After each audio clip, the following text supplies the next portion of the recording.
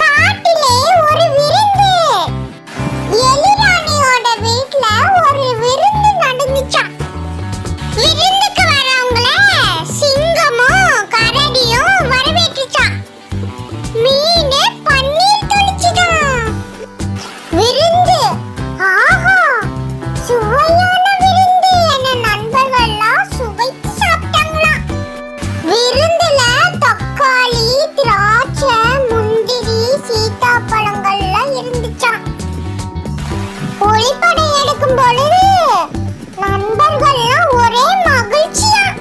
விருந்து முடிச்சிட்டு வீட்டுக்கு போகும்போது இன்னைக்கு எவ்வளவு சுவையான விருந்து சாப்பிட்டோம், அப்புறம் புகைப்படம் எடுக்கும்போது ரொம்ப மகிழ்ச்சியா இருந்துச்சுல்ல அப்படின்னு பேசிட்டே போனாங்களா எல்லாரும்.